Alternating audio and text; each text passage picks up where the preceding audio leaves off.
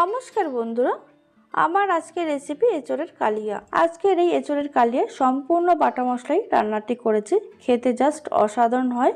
আপনারা একবার হলেও আমার মতন এইভাবে বাড়িতে তৈরি করে খেয়ে দেখুন, আর অন্য কিছু দরকার পড়বে না। তাহলে চলুন দেখে নিই। এঁচোড়ের কালিয়া বানানোর জন্য সবার প্রথমে কড়াইতে বেশ খানিকটা জল দিয়েছি। জলের মধ্যে সামান্য নুন আর হলুদ দিয়ে জলটা যখন ফুটতে শুরু করলো তখন কেটে রাখা এঁচোড়গুলো দিয়ে এইভাবে ঢাকা দিয়ে মিডিয়াম আঁচে আমি 3 মিনিট ফুটিয়ে নেব। 3 মিনিট পর আমি ঢাকনাটা খুলে নিচ্ছি। এঁচোড় যদি এইভাবে সিদ্ধ করে নেওয়া হয় তাহলে এঁচোড়ের যে একটা কষ ভাব থাকে সেটা কিন্তু বেরিয়ে যায়, আর এটা ভাজতে বা রান্না করতে কিন্তু কম সময় লাগে। এটা আমি 50% মতন সিদ্ধ করে নিয়েছি। এবার জল থেকে তুলে জল ঝরিয়ে রাখতে হবে। অন্যদিকে কড়াইতে 2 টেবিল চামচ সাদা তেল দিয়েছি। তেলের মধ্যে দিয়ে দিয়েছি সামান্য নুন, হলুদ আর সামান্য কাশ্মীরি লাল লঙ্কার গুঁড়ো। এবার এখানে দুটো মিডিয়াম সাইজের আলু একটু বড় বড় করে কেটে নিয়েছি। এবার আলুগুলোকে হালকা একটু লালচে করে ভেজে নিতে হবে। আলু ভাজা হতে হতে অন্যদিকে একটা আমি মশলা তৈরি করে নিচ্ছি। মিক্সিং জারের মধ্যে দিয়ে দিয়েছি 1 ইঞ্চি আদা, 8-9 কোয়া রসুন, বেশ কয়েকটা কাঁচা লঙ্কা বা পাকা লঙ্কা, আর নিয়েছি একটা মিডিয়াম সাইজের টমেটো। এটা মিহি করে বেটে নিতে হবে। আর এইদিকে দেখুন আলুটা লাল করে ভাজা হয়ে গেছে। এবার এগুলো তুলে নেব।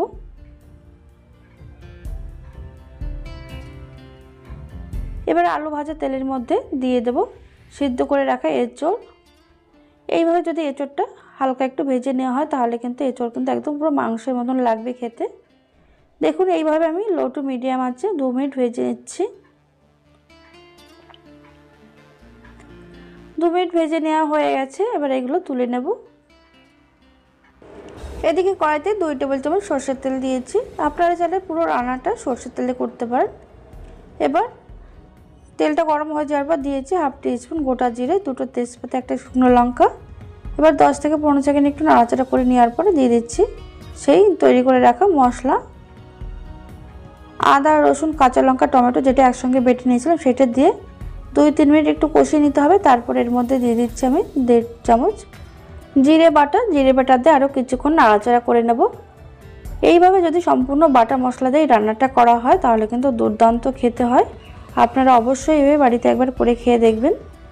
দেখুন কিছুক্ষণ নাড়াচাড়া করার পর দিয়ে দিলাম সামান্য নুন আর হলুদ। এখানে 2টো মিডিয়াম সাইজের পেঁয়াজ আমি আগের থেকে ভেজে এটা বেটে রেখেছিলাম সেটা দিয়ে দিচ্ছি। এই পেঁয়াজ যদি ভেজে বেটে দেওয়া হয় তাহলে কিন্তু এর কালারটা একটু ডার্ক মতন আসে। কালারটাও কিন্তু বেশ সুন্দর হয় এঁচোড়ের। পেঁয়াজ বাটা দিয়ে আরও কিছুক্ষণ নাড়াচাড়া করে নিচ্ছি। এবার দিয়ে দেবো 1 চামচ চিনি, দিয়ে দেবো কাশ্মীরি লাল লঙ্কার গুঁড়ো 1/2 চামচ কালারের জন্য। মশলাটা যত ভালোভাবে কষানো হবে এঁচোড়ের কালিয়ার স্বাদটা কিন্তু ততটাই ভালো হবে।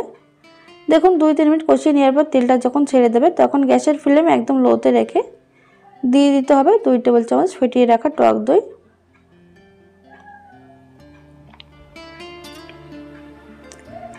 টক দই দিয়ে আমি 1 থেকে 1.5 মিনিট একটু এটা কষিয়ে নিচ্ছি। দেখুন মশলা থেকে তেল ছেড়ে দিয়েছি। এবার এর মধ্যে দিয়ে দিচ্ছি আগের থেকে ভেজে রাখা আলু। আলু দিয়ে কিছুক্ষণ একটু নাড়াচাড়া করে নিতে হবে। 30 থেকে 40 সেকেন্ড নাড়াচাড়া করে নেওয়ার পর এবার এর মধ্যে দিয়ে দিচ্ছি ভেজে রাখা এঁচোড়।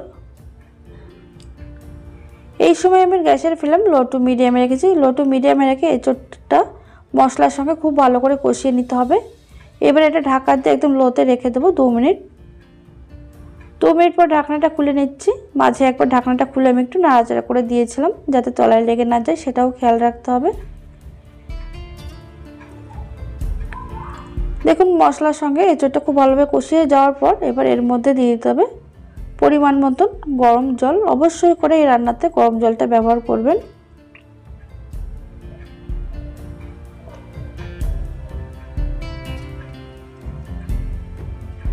জলটা দিয়ে খুব ভালো করে মিশিয়ে নেওয়ার পর এবার গ্যাসের ফ্লেম মিডিয়ামে রেখে এটা 3 মিনিট ঢাকা দিয়ে রেখে দেব। 3 মিনিট পর আমি ঢাকনাটা খুলে নিচ্ছি। এবার দেখে নেব কতটা সিদ্ধ হয়েছে। দেখুন আলু মোটামুটি সিদ্ধ হয়ে এসেছে। এবার এর মধ্যে দিয়ে দিচ্ছি স্বাদ অনুযায়ী নুন। নুন দিয়ে খুব ভালো করে মিশিয়ে নিয়ে আরও 2 থেকে 3 মিনিট ঢাকা দিয়ে রাখতে হবে। 3 মিনিট পর আমি ঢাকনাটা খুলে নিয়েছি।